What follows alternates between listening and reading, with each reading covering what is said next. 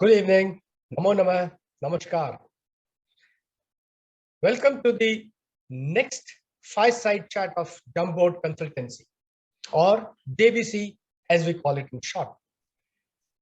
JBC, in its pursuit to enable veterans a seamless transitioning to corporate world, conducts series of Fireside chats with veterans who have successfully transitioned into corporate careers or entrepreneurship to understand their transition journey. This enables veterans to understand the approximate do's and don'ts to chalk out a customized transition journey for themselves. We also interact with HR and business leaders who have hired and managed veterans to gain insight and advice for transition as to understand about veterans' employability in their respective sector. And it's indeed a pleasure to inform that majority of the feedback is outstanding. Jumpboard Consultancy was launched on 27th of May this year. And till now, we have conducted 1 webinar, 4 Fireside chats, and 24 individual focused sessions. We are also launching our Battle Readiness Program for transitioning veterans from 4th of July, and this will span 4 weeks. Coming to the session today, our esteemed guest today is Colonel Naresh Bhardwaj. Naresh is a former colonel from the Parachute Regiment of the Indian Army. What a proud regiment to serve. The Maroon Beret attracts every Indian and people from across the faculties. He is a National Defense Academy graduate, 83rd NDA course, and 93rd regular course. Naresh was commissioned into Parachute Regiment in 1993 December. He has served in J&K, Ladakh region, and has commanded the battalion in Manipur. He has served as Director Training of Para-Regimental Center before he finally bid goodbye to uniform in 2017. His first stint was head of the administration and security in Ultratech Cement plant in Kutch in Gujarat. As of now, he is regional director, core security in Cognizant. That is equivalent to his area of responsibility expanding to about 6 districts, 6 major towns in South India. And if I were to equate this extends to almost an area of a division. That's the niche he's created for himself. Our sincere compliments to Naresh, and straight on to the question. My first question to you, Naresh, is share and tell us about your journey in defense and move to the corporate world. Thank you, sir. I'm audible? Yes, please. So before I answer that question, if I may take 1 minute to thank both yourself and Abhishek for arranging this session. And I feel that such sessions and such conversations and interactions are very important. These set you on the right path, and more and more conversations are important. In fact, there should be more of these and we should I mean, those who are looking to carry out this transition and to move out, they should look to gain more and more such views. These are important. So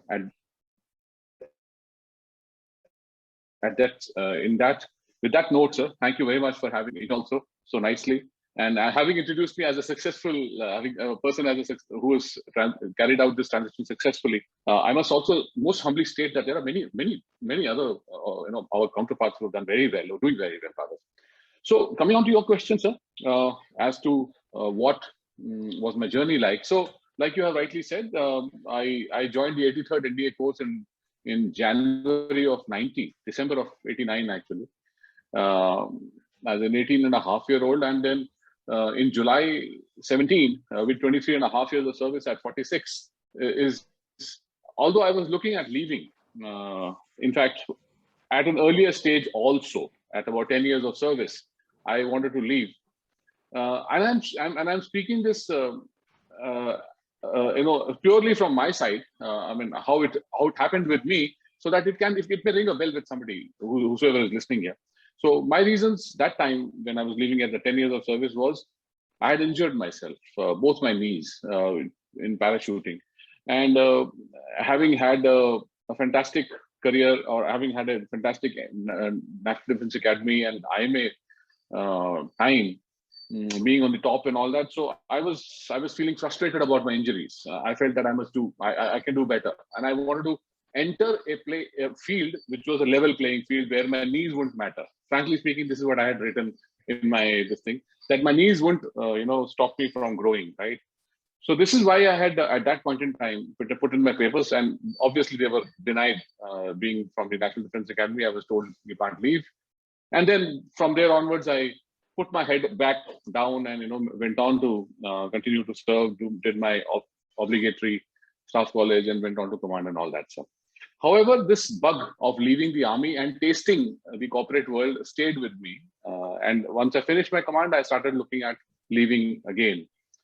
I tried to time it, to be truthful. I tried to time it not with anything else, but with two things. One was the 7th Pay Commission, that it was going to get promulgated by 2016, and in the same in 2017 my son would finish his 12th.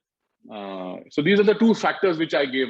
I mean, so I'm just saying it so it may ring with anybody. Yes. Yeah. So these are the reasons I thought, okay, fine. So because I did my little bit of a maths and I spoke with somebody whom I knew in the Pay Commission cell, the difference of the previous Pay Commission and the new Pay Commission with my service and the gratuity and all, it was coming from something like 40 lakhs. So I felt that was a lot of and it was worth waiting for. That's what I thought at that point in time. So these are the factors which I gave my thought to, and that's when I decided to leave in 2017. So this is one part, and the second part was I did not do much preparations, and I look back and I feel that I should have done better than that. As a thinking professional, I could have done better than that. So what happened was, the first thing that came in front of me, and that too by sheer providence, was a role with the Aditya Birla Group in Ultratech Cements in Gujarat, which I jumped onto. I decided that since I've already done 3 years in Bangalore, in any case I was due for field, so I decided, okay, I might as well go to Kutch and let it be. But I thought it was a good brand, Aditya Birla Group. So these are the thoughts which I had. So I'm just sharing these thoughts. So I said, okay, fine, let me go to a good brand. And I also had this schoolboy thought process that if I have to learn about the corporate, then I might as well go into manufacturing. See how manufacturing, how tricky it is and how difficult it is to run a manufacturing industry. So you had the schoolboy thought process that if you had to do soldiering, you went to LOC and all that. So I said, fine, manufacturing. So these are the thoughts I had, and I in fact went well before I had to leave. It was the day I got my papers through, I just left and leaving my family. Also, the factor was that my son had got through to engineering, so he was going off. So we were all settled. So I did not have too many worries behind me, to be truthful. So these are also the factors which were behind me. And so the manufacturing and the Aditya Birla stint was a very good eye-opener. It's a good, fantastic thought. I learned a lot there. But I was always wanting to get back to Bangalore. And again, this networking, knowing people, talking to people, reaching out to people, helped me in landing a role in Cognizant back to Bangalore, luckily. So this is how it is, frankly. So yes. Wonderful. I think you've taken a very rational and conscious decision of leaving, and you balanced it out between your operational military requirement versus family requirement and adding finances to it. So I think a very rational decision in case you took a decision to leave and then jumping onto it, not preparing for it. Possibly all others can learn from it. The second question to you is, what would be your suggestions now to the veterans who are transiting from defense to the civil world? Yes, sir. So in fact, I was talking to a gentleman like yourself, one of my ex-commanding officers who was a DGMO later and all that. So I was talking with him while I was planning to leave. So the first thing he had told me, and I think it's the most important thing he told me ever, and this is the thing which I keep telling everybody else also, is to define your aim. I mean, or define your reason. Define your reason why you're leaving.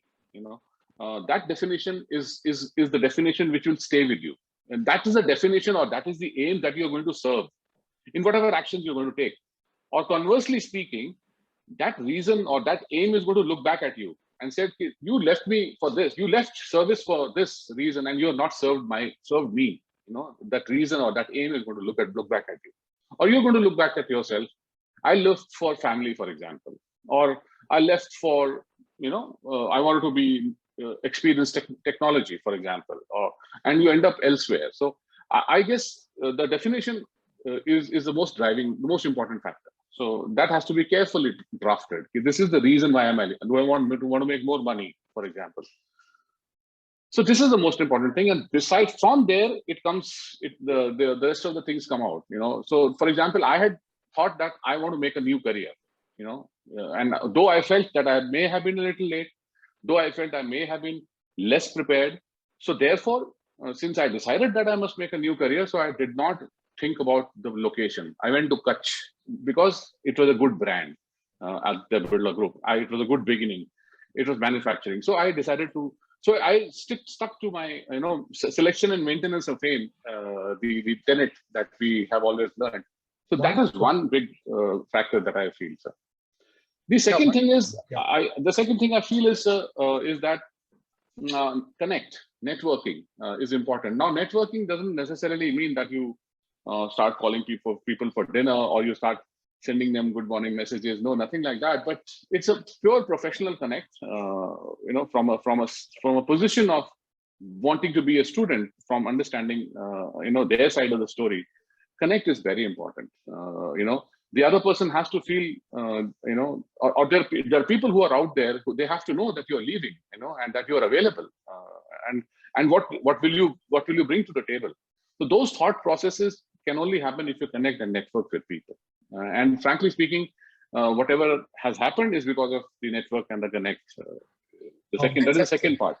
Yeah, yes, that's excellent. So you very well designed yourself that you had that.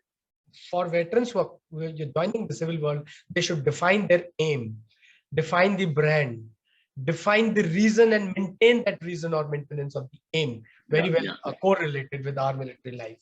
The next question goes to you is, what are those certain things that veterans must unlearn when they move to the civilian streets? So actually, on the contrary, okay, so I may try and answer it slightly differently. To my mind, a veteran is a fantastic resource. To my mind, he is anybody's dream. If you're going to end up going into a promoter-driven kind of a outfit, Lalaji ka type of a thing, even there you will become Lalaji. You can become Lalaji's blue-eyed boy. Because the veteran is so adaptable. He knows so many things. He can do so many things. Now, what he has to unlearn.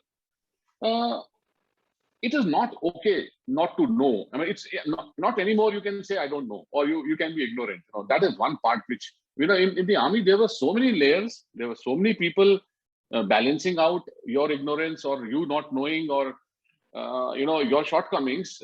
Now that's not okay. So you have to know, it's not okay to be ignorant. Then you also understand that you're not dealing with people who are trained and disciplined. You're not dealing with that kind of a lot anymore. However, with good conversations, with good expression, and with empathetic dealings, you can have them fall in line. You can have people understand your point of view, but it has to be a perseverant and a patient kind of expression and dealing with people. A very, very patient kind of a dealing with people, and it works. However, if you're going to be brusque, if you're going to be brash, you end up getting typecast and all that. So that is the second part. Then you do not know it all. And please understand this. Okay, I know, I have been there. No. You do not know it all. You do not know what ails the Indian industry. You do not know how difficult it is to run a show, of simple chappal banana, banyan banana. It's a very, very humongous task, and the kind of administrative machinery that India has, our regional governments that we have, it's a humongous task. So there are so many issues which ail an industry or bother an industrialist. So you do not know it all. Go with that premise and be with that thought process that I need to understand this. I need to know more about it. I need to, and then as you unravel, as you open that pitara, as the time goes by, you realize that, then you go along with this, and then things become good. So you do not know it all is what I would like to. The fourth thing, unlearning, is saying no. Now saying no is in the army there were very different ways, but then the junior command course or the staff college, they taught us how to carry out conversations, how to say no, how to say I don't agree, and they taught us how to go along with you along with the thing also. So saying no is another part which we need to be very, very careful about. We don't have to become crusaders and be seen as people krantikari banne ke koi zarurat nahi hai. So at the same time, you can always draw a line, and then and stick to it, of course. Thank you, sir. Yeah. Wonderful. So you very well said that we are, as it is, very adaptable. We have already worked in VUCA kind of environment and very complex environment. And therefore, adapting to the civil world should not be a major hassle. However, we have to understand what you said, no brashness, and understanding possibly the democracy. Understanding the corporate and the industry is so important. And you very well said that it's okay to say I do not know and learn then. So relearning also is a part of the process. So when you say unlearn, you relearn and then carry on in the democracy. The beautiful part that you have narrated is that how you use your military service and kind of para life that you've had as flexible and adaptable in the industry. And I'm sure that has been one of the major causes of success of yours. Abhishek, you have been in the industry for very long. How do you correlate this unlearning with the relearning part? I couldn't have agreed anything more than with Naresh sir. So the ability to say that I don't know, it comes very difficult for veterans. It comes very difficult means when we go to a new formation, new organization, and you are put across a situation. I'm 100% sure each veteran has enough experience of 10 or 20 years to relate that experience to something which he has done. However, the circumstances are different, the variables are different, the models are completely different. So it is very important that we go with a clear idea that we are going to learn something and then start implementing it. I think that is one most important part where we should go with an open mind. Second thing which Naresh sir has very aptly brought out is we because of our grooming and upbringing in our forces, defense forces career, it is very difficult for us to say no. It takes a lot of I have had enough experience in corporate. It takes a lot to say no. We generally tend to say yes and eventually end up in situations where we are not able to deliver the deliverables. So it is very important to first take some time, go back, understand what is the entire ask, and then commit the timeline and the quantity what can be delivered. So that is something which is very relevant, sir. Thank you. Thank you. Thank you so much, Abhishek. Let me come back to you, Naresh. What would be your larger message to the civil world when it comes to veterans? Well, to the civil world, I would like to, like them to look at the veteran as a fantastic resource. He's a very, very versatile and a fantastic resource. They need to just allow him a bit of time. One, initially give him more tangible and clear goals initially, than start him with confusion. Than giving him unclear and confusing deliverables. It's better to give him clear, tangible goals initially, which he can look to achieve. as he goes, maybe in the first quarter or the 6 months, and when he achieves those, he will gather his confidence. He will feel that he's here to deliver, and then he can be tasked with more, as they say, the fuzzy. So initially, the binary stuff is more important and they give him time to settle down, is what I would say. Definitely not look at him as a person who's going to quieten down the SHO. Don't look at him like that. That he's the person who's going to deal with the police, or he'll go and deal with somebody of that nature. Don't look at him like that at all. But yes, definitely do look at him as a person that who can handle situations. Yeah. So right. So you want to say that civil world must understand that he's army officer or any military officer, Army, Navy, Air Force, Coast Guard, are the fantastic resource with excellent abilities and adaptabilities. Yeah. However, he still remains jack of all trade and master of none, because we haven't focused towards that particular sector, industry, or specific role outside. Now, since Abhishek has handled this for a major corporate, may I have your views, Abhishek, on this? Can you use the same resource in the same fashion? One. Second, would the civil organizations in the corporate give you time to settle down?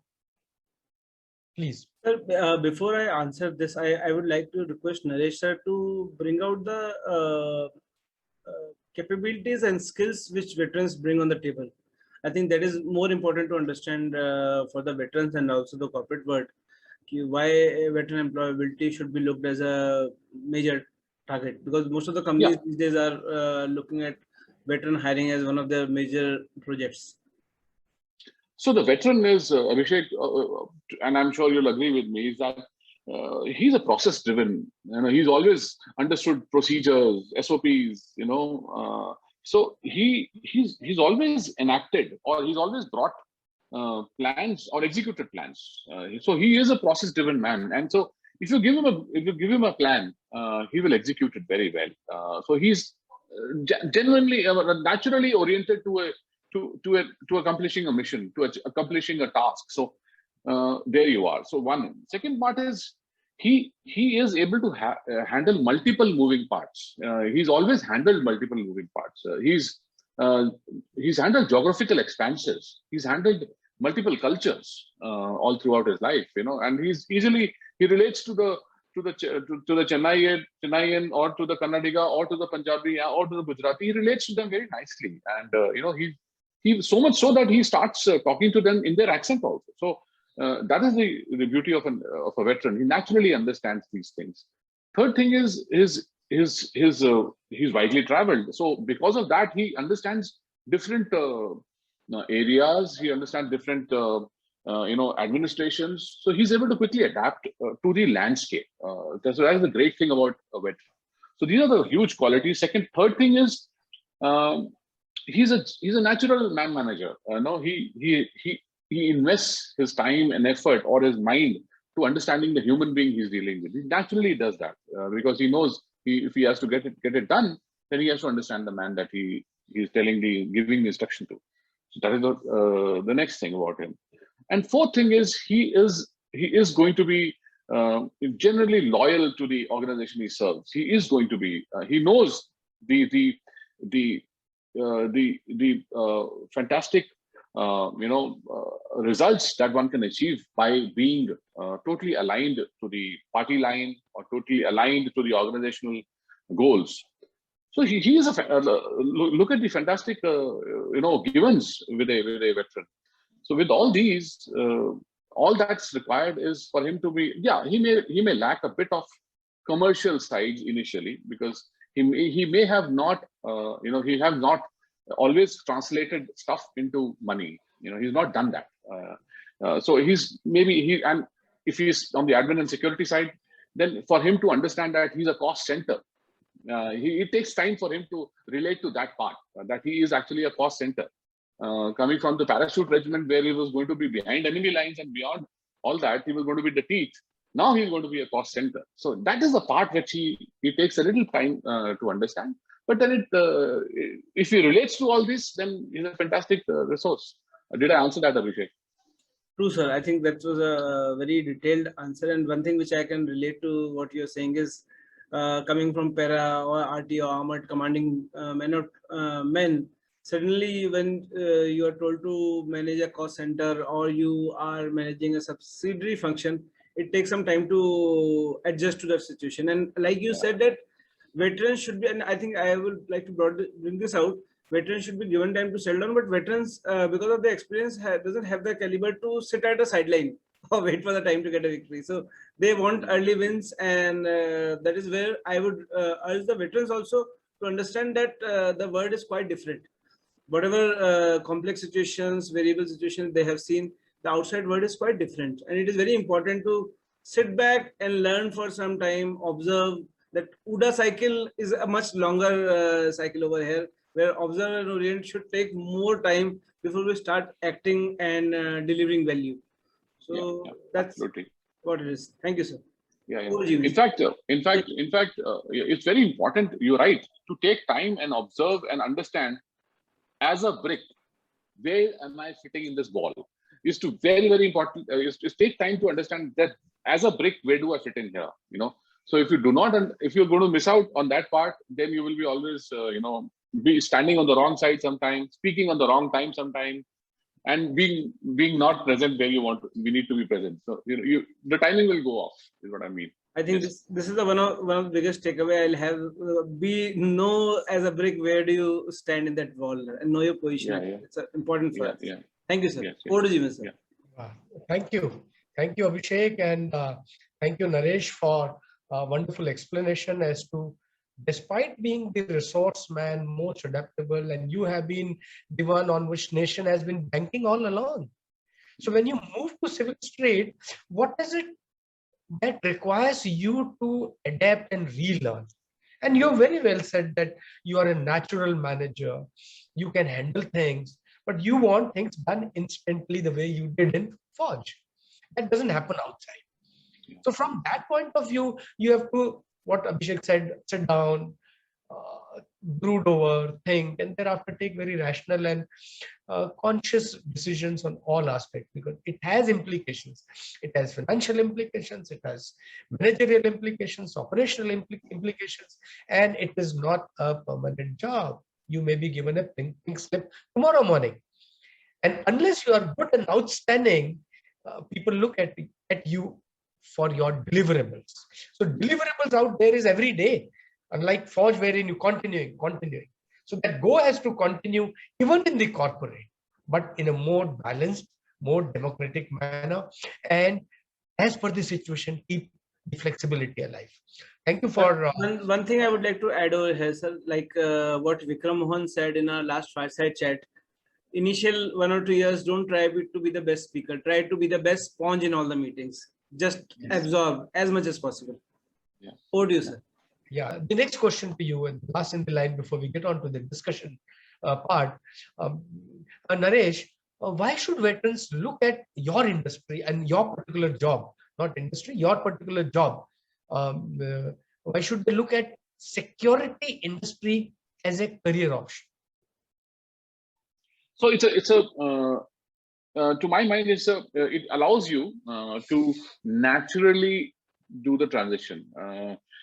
One. Second part is, we are conditioned. For example, those of us who have commanded battalions, or those of us who have commanded companies in counterinsurgency area, we were always concerned about the security of our camp, of our premises, and we were thinking about the number of entrance areas, egress areas. We were thinking about layered security. We were thinking of reaction forces. We were thinking of communications. All those aspects. So this comes naturally, and you are able to understand and relate to it very quickly. So that is one part of it that is good. Second part, it concerns humans, and also humans regarding manpower, which is also the kind of similar, though lesser trained, lesser educated, similar to our men. So it becomes, you can relate to them. So that is why I feel it's a natural and a simpler transition into security. However, I feel that there are other assignments which I feel that an army guy who's had a good time, professional time in the army, I think he can take on anything. To my mind, you give him a task, I think it can be done. To my mind, he can do anything. There are people whom I know who are in treasury of an IT company, a global IT company. There are people who are managing real estate. There are people who are managing, total businesses of IT companies. Army guys, I think, to my mind, they can do anything. Yes, security may, and for a guy like me who did not prepare himself, who took the plunge and then started looking around as to what he wanted to do. So I think, to me, security came to me naturally. So. Thank you. That's a very well said um, uh, aspect. That is, you've been in military and related to security, it's a natural transition. But may I add, it's not only physical security. These days, security in terms of technical, aerial, AI, digital, forensic, all varieties are existing in the market, and you still have to learn those before you get into it. Of course, we in the army have also started getting into it. Abhishek, anything on this that you want to add? So, Naresh sir, means I understand that the veterans' capabilities allows them to move into multiple sectors, and we have seen that happening. However, I would like you to throw some more light on the security and risk industry, because I see that the veterans, while doing their transition, they do multiple certifications and courses. So maybe you can suggest certain courses and certifications which may be more relevant to them, rather than where they can get a better return on their time and money. Yeah, you're absolutely right. In fact, while I said that it is a natural, it looks like a natural transition, but I would also like to say that you do not automatically qualify. No, I don't think so. Industrial security or corporate security is a hugely different ball game than what we were doing in the army. It's a hugely different one. Second part is that here you are securing assets and people, so you're also securing reputations. So, and you're also but everything relates to finance. Everything relates to money losses. All losses are monetary, and in many cases, the chief security officer, in many cases, they are reporting to the chief financial officer ultimately. In many cases, so that is how it. You are structured as this thing. So doing a certified protection, certified CPP, doing a CPP course, or doing a fraud examiner, a CFP course, doing a PSP, one of the ACEs from the ACEs, this thing, it at least it gives you a good understanding of the corporate security structure. How. What are the pain points? What ails or what troubles an industrialist, or what troubles a particular industry? For if it's an IT industry or if it's a manufacturing industry, what bothers them? What troubles them? Or what are the insecurities that you are going to secure them against? Ultimately, what we are looking at is you are looking to insulate the business. You're providing an insulation so that the business may go on uninterrupted, and it cannot be it is uninterruptible, as somebody would like to say. So you're looking at that part. So I think doing a CPP is a damn good option, and to my mind, any Fauji with a little bit of 2-3 months of studies can knock it off, especially for the guys who are leaving with 10 years of service. Around their age group is around 30-31. In that age group, they're leaving 30-32. I think it's a damn good option to take time off and doing a CPP or a CFE fraud examiner, or a PSP, or even one of those CRISP, the CISSP, what are the so those kind of courses is what puts them in good stead. That makes them understand the vulnerabilities of a typical industry. Well, these are the courses which this thing. The older guys like me, you're exiting a little later. maybe a CPP course puts him, in clear. He understands the terminologies. He understands, what are the how a typical industry is laid out. Yeah. Thank you, sir. I think apart from the courses and with a lot of foreign investment which is coming in India, I think the security and risk industry is becoming quite big day by day per se. Every foreign investor, before investing in a company or something, they want the due diligence firms to carry out due diligence. And there are good firms, and most of them are headed by veterans only. Like we have Pinkerton, AIM, and even the Big Four have due diligence functions. So I think that this industry is huge, and there's huge scope in this industry. So going well equipped, and as you rightly said, CPP, CFE, CISP are some courses which can be done by veterans either during transition, or maybe if a person is leaving after 8-10 years, he should take time out to build the better understanding while doing those courses. Thank you, sir. Yeah, in fact, what I also feel, like you rightly said, and for the people who are listening here, and for the people who are looking to transition now, they really need to look at how this entire work from home scenario or the corporate real estate structure is going to now pan out. It requires a really close study, and therefore, to my mind, the security industry, it is going to impact the security industry. It is going to impact how we secure our businesses. Lesser people in offices, so therefore you're going to have lesser security guards, but then you'll have to have more information risk management. You'll have to have more of information security aspects to look at, and how will you support your associates or people who are working from home.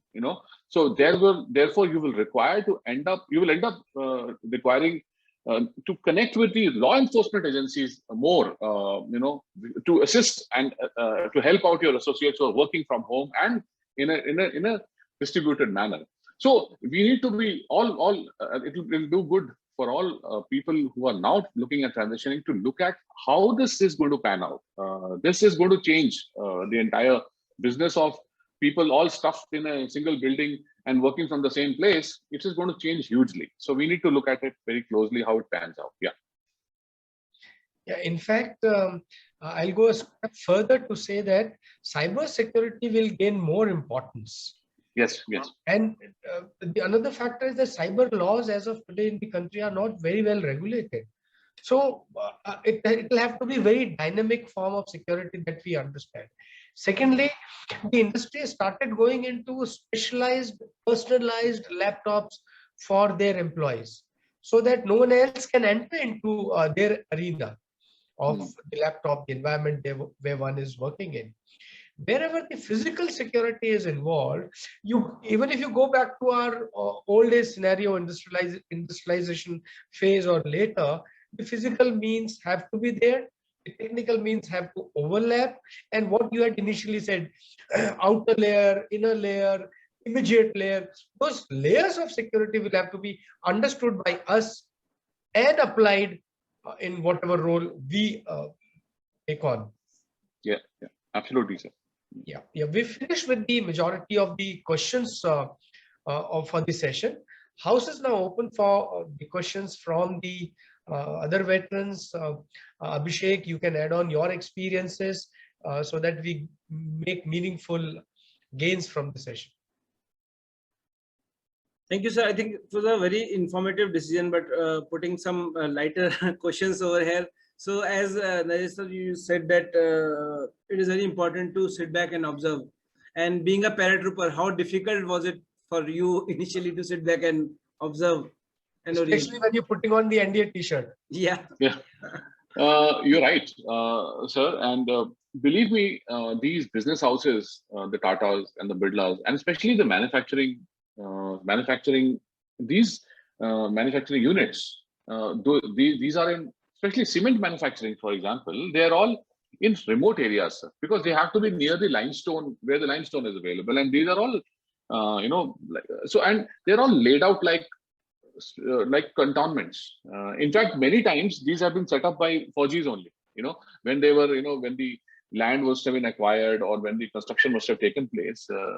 So I see that many of these units have been actually kind of ground up, created by Fauji's only, because I can see that they have created a club which is like a mess. They have created an MI room which is near the gate, something like that. So they've also given shapes to these things. Now, coming back to Abhishek,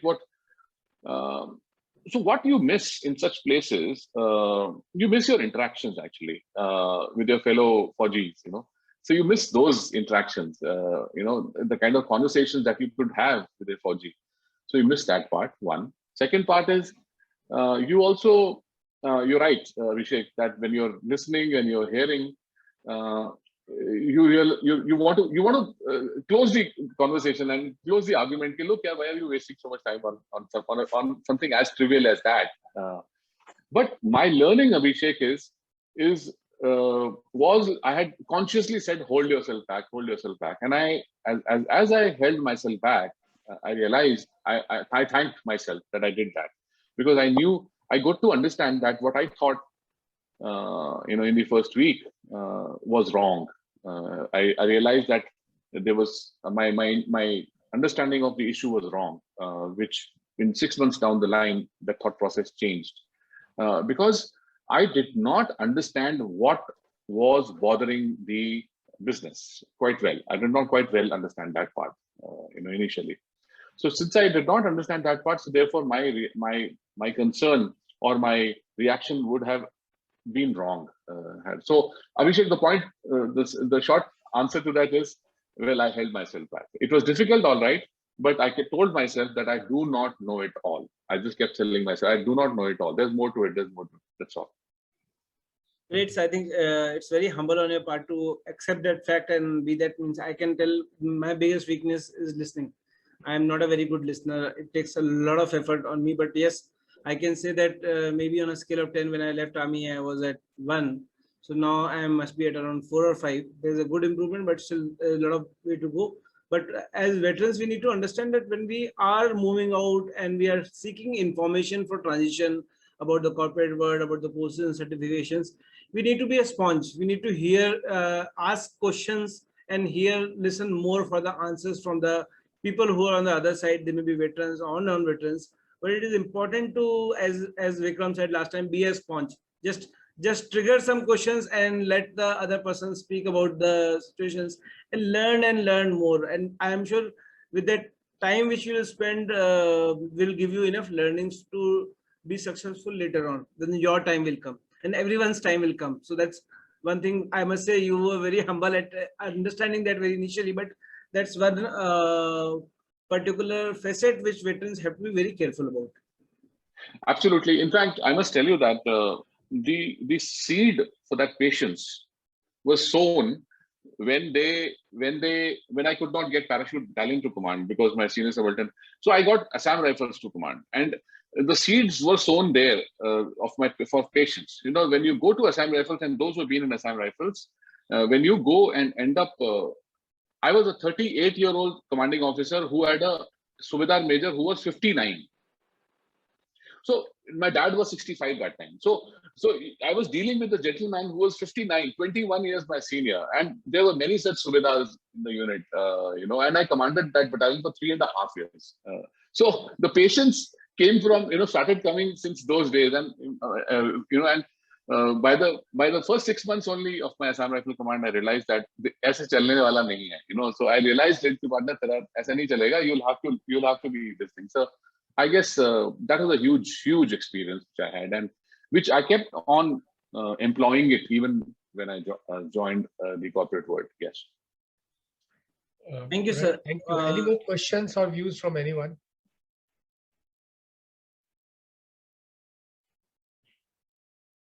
So Joe and Varun, maybe when you're planning for transitions, you have any questions which you may have from either Naresh or from us, they would be happy to answer. Yeah, good evening. It's a nice interaction that's happening. And yes, you need to be like a sponge. I agree to that, sir. And I can also relate to Assam Rifle tenure. I had done a short tenure there, 18 months. So yes, it's different and it is difficult. It opens your eyes when you're going from normal infantry unit to a place where such diversity exists. Now, regarding the transition, sir, what I want to ask is, I've been interacting with a lot of veterans. So I have found that a translation of your skills, which you gain in the defense forces, when you translate it, it doesn't really resonate with the civilians. Maybe if there's a Fauji sitting on the other side of the table, interviewing table, he may be able to understand it, but to convince another person in terms of experience, go about doing that. I'll request Jeevan sir to answer that. Yeah, sure. Joe, you very well said, translate our skills into civil world. Please understand, all of us are humans. One, as military leaders, we have been leaders, managers and leaders. So we have the skills related to our field, skills related to Army, Navy, Air Force, our defense forces. Now, when it relates to skills outside, it means in entirety the democracy, which includes civil administration, which includes corporate, which includes entire society of us. Therefore, when you move out to the civil world, what is it that is common between you as individual and the entire society outside? So if you put those in the perspective, you would find that you are an individual with certain abilities, skills, and experiences which are part of the larger organization, and therefore you are as it is part of the larger organization. Now, out of that larger organization, when you focus towards an organization, whether it is entrepreneurship or corporate or any other job that you wish to take on, please, these skills have to be translated. You're shifting from one aircraft to another aircraft. You have to do conversion training.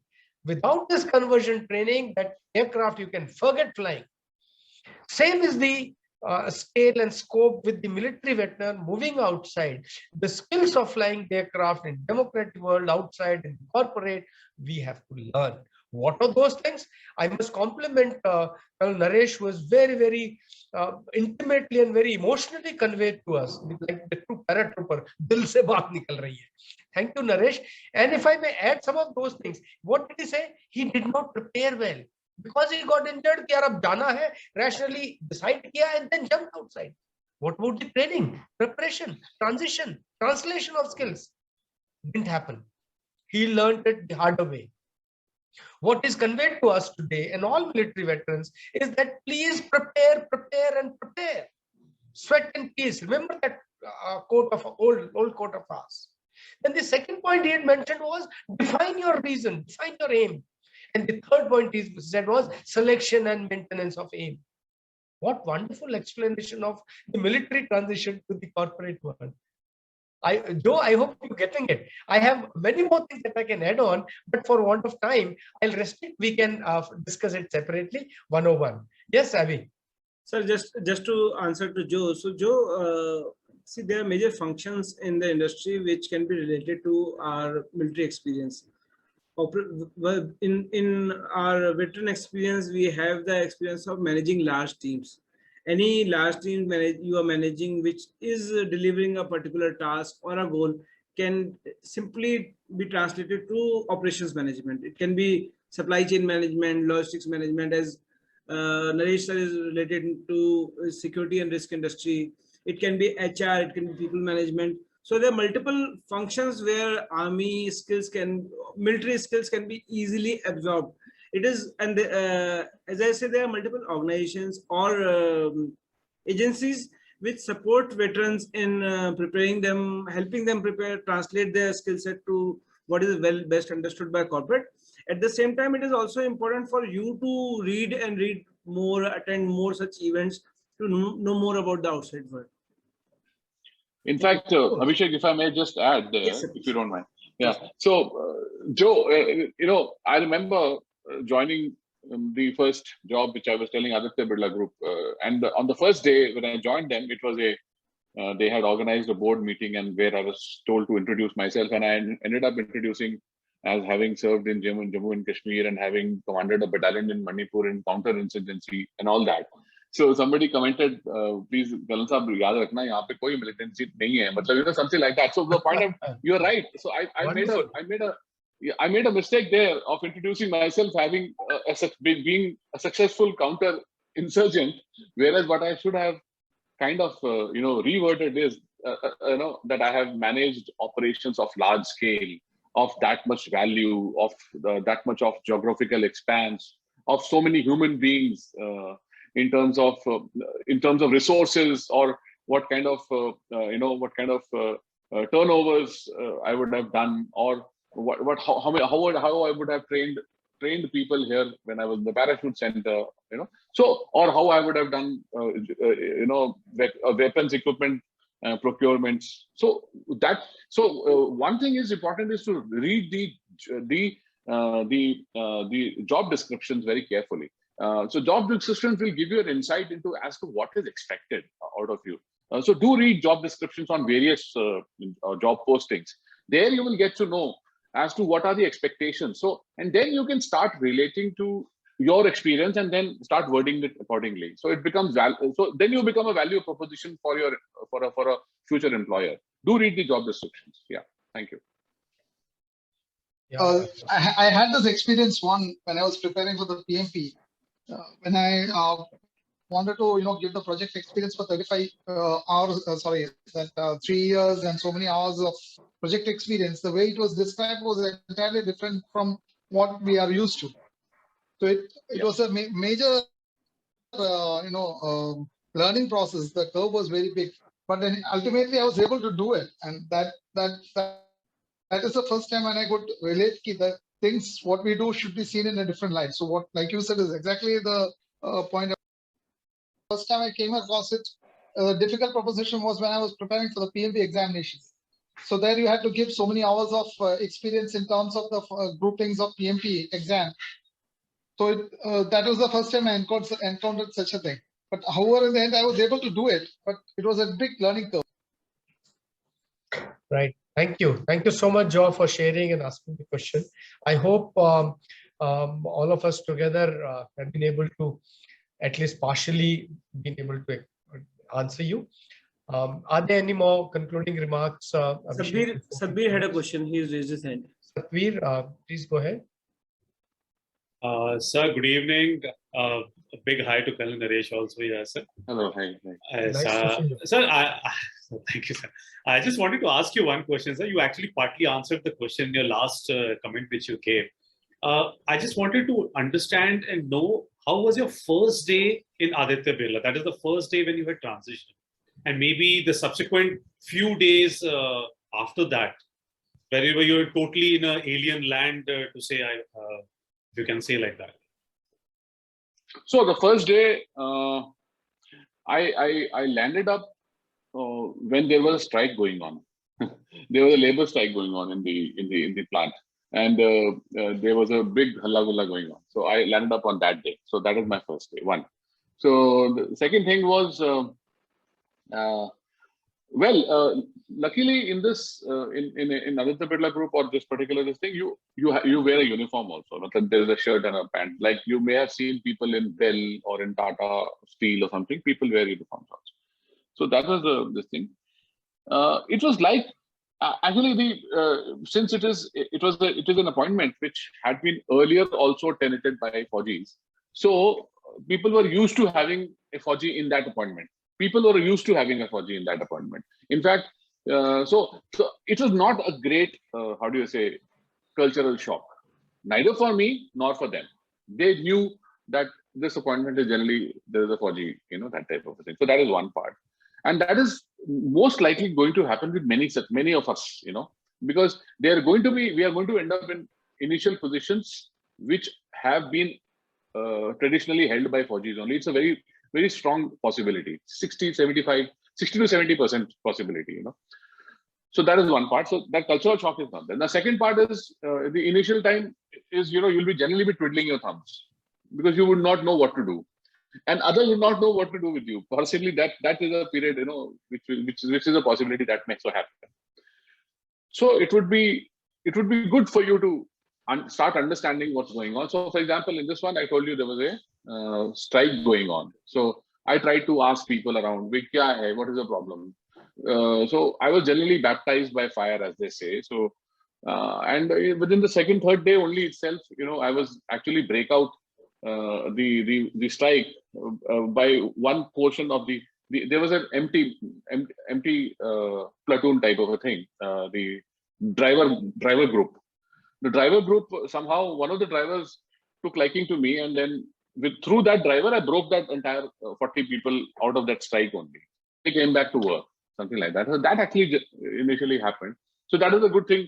They said, "Beneka, don't worry, I will look after you guys. You join work. I've come new. I will look after you." There's something like that, and it somehow worked with these people. So this was my first few days. Yeah. So did I answer the question? Yes. Yeah. Thank you. Yeah, Thank you, definitely. Naresh. In fact, it is like 4 days of handing taking over anywhere else that we do in the services. वो नहीं होता है. It may not be there in the true sense, but in case the CEO has already left and you have to take over that post, you still do it, isn't it? Yeah.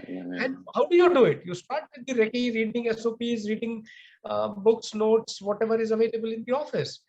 The third thing is what good companies do it, they organize your charter for say 1 week pre-course kind of training, your alignment with the company. And if they do it, I think they set you very right. I've seen a lot of officers undergoing this kind of SIS Securities is one of the largest in the country. Recently, a brigadier joined them as head of Rajasthan group. And when he joined, they organized 3 weeks of training for them in their headquarters in Delhi. And in these 3 weeks, they sent them all around the country and other places in Rajasthan, wherever their head offices, functional units, and executive units were there. And he was made to go through the entire rut. So when he went back on the desk, he knew everything possible. CISF does it, Army does it. So I think the process is in place. Wherever it is not there, we are matured enough to handle. I think that should be helpful. Yeah, absolutely.